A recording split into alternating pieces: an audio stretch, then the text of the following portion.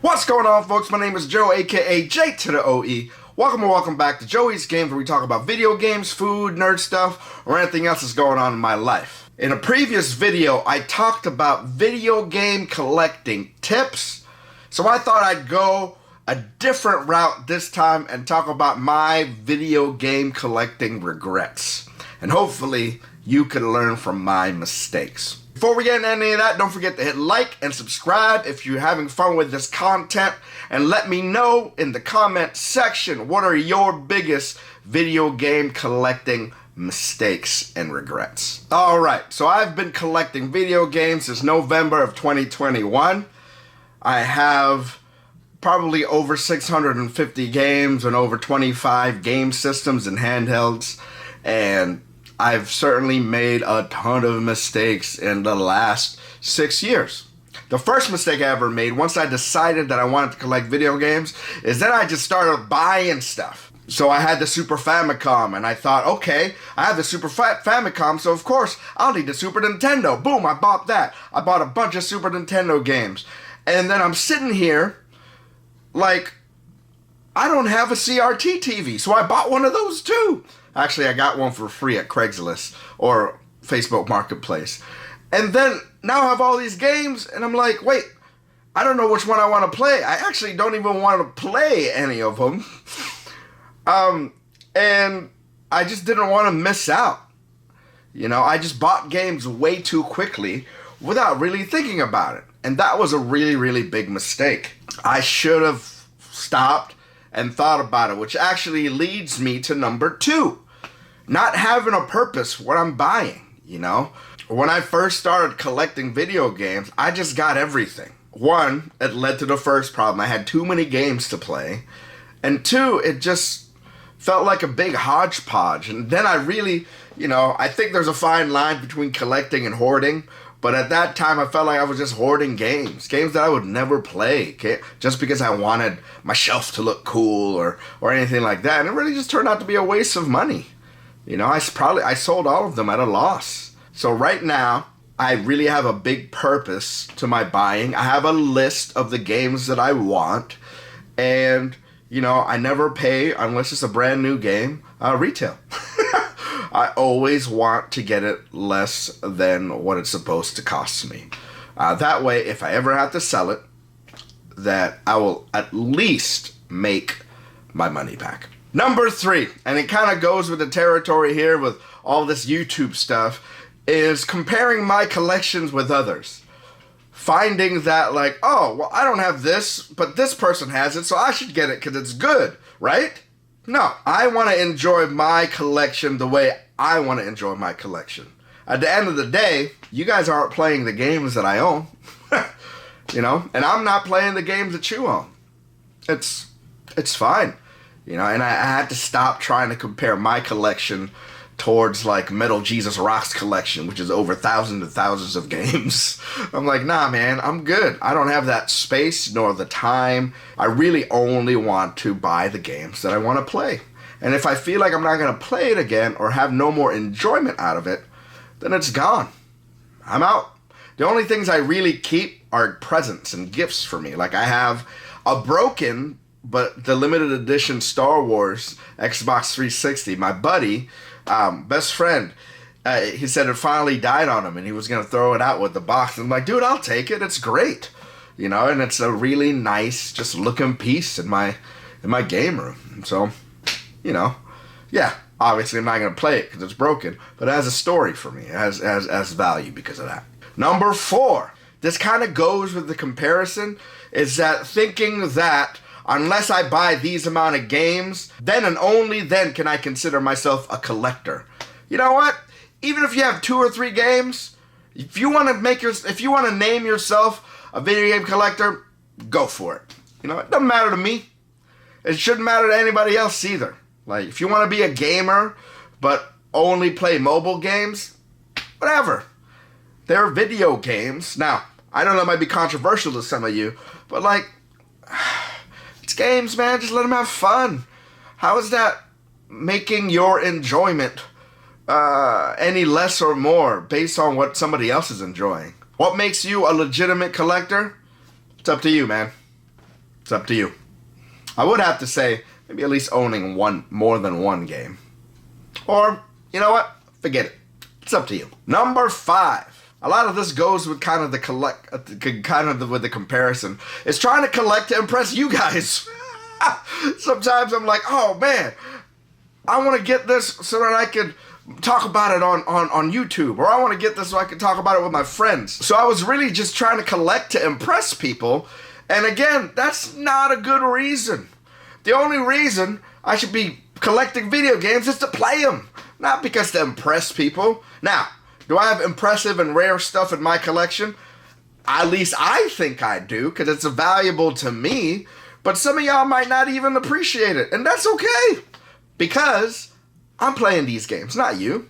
I'm just talking about them because I like talking about video games, and this is a release for me because my wife isn't a gamer, so I can't really talk to her about all this stuff as much as I can with you guys. So, you know, you guys are like a cathartic thing for me in my nerddom and my gamedom sort of thing. Number 6 is a mistake that I made, investment purchasing.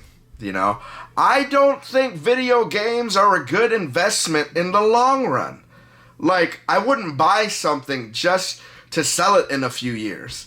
It just, for me, I don't have that space, and it just doesn't make sense to me to try to, okay, the only reason I'm buying this is so I can make money off of it 10 years from now. Man, I don't even know if I'm going to be alive 10 years from now. I mean, God willing, right? But we don't know. And if you've been in kind of the YouTube gaming community and you know about game chasers, you know that life is fleeting. And for me, I want to enjoy it now. And so I don't think video games are a really, really great investment as far as financial goes. And yeah, and so I made that mistake and I've lost every time. And so I'm like, I'm not doing it anymore. I'm not doing it anymore. Another video game collecting mistake that I've had is not enjoying my collection. Sometimes it's the thrill of the hunt that gets us a really nice dopamine hit when we get something new and put it in and then play it for a few hours. But then that's it. We forget that we actually should enjoy these things, right? And so take your time, enjoy it. You know, I used to say, like, slow is smooth and smooth is fast. You know what I'm saying? That's what she said. You know, like, enjoy the stuff that you have. I have so many games. And, you know, I have a very, very tight budget. I only buy stuff from the money that I make out of eBay sales. And sometimes, you know, the reseller flipping market is dry. Like, there's nothing in my neighborhood. And I'm like, oh, you know, I just don't have the funds to get whatever I want. Luckily, I have all these games that I can still play. The backlog is eternal. And you not being able to get or collect whatever that new game is a chance for you to actually enjoy what you already have. Another mistake that I've made is not organizing or cataloging my game collection. After about 50 or 60 games, I started getting lost about like what I had, what I didn't have, because obviously I haven't played all of them yet. And so I got this app called Game Eye right here. So if you have it, and what's cool is that it separates it. What's cool is that it separates it from like games, systems, peripherals. Like I even kind of put my amiibos and controllers here.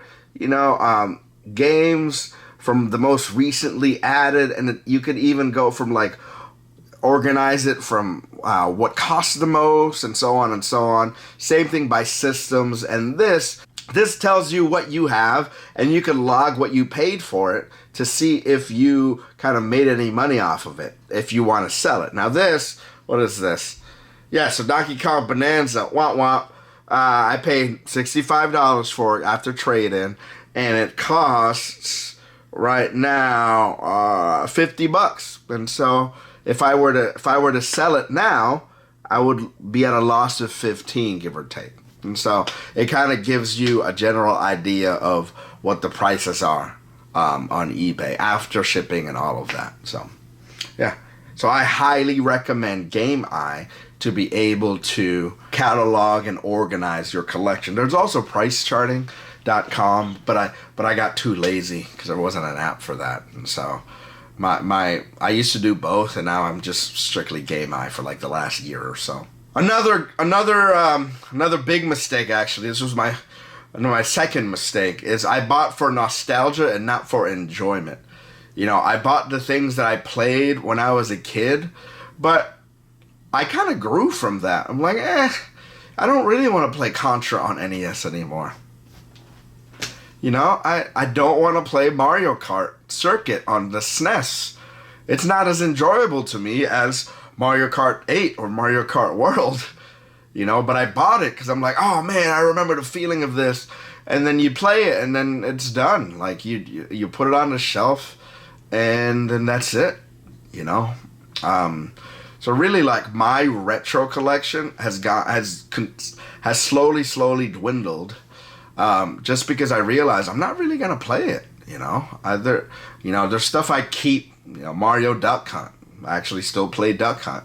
I actually play a lot of the light gun games, you know. Karate Kid is great, you know. There's just some games, but I used to have a lot more. I traded in all my Sega Genesis, all my Dreamcast, all my Sega systems because I realized I'm not gonna play it.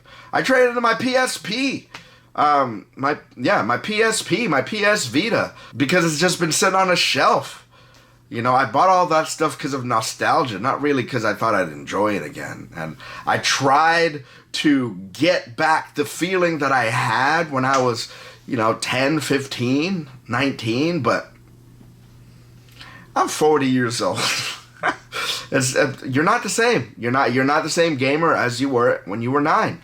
And that's okay. Actually, that's a good thing. If you were to tell me that you're the same person as you was when you was 9 and same interests and stuff, my brother or my sister, that's a problem.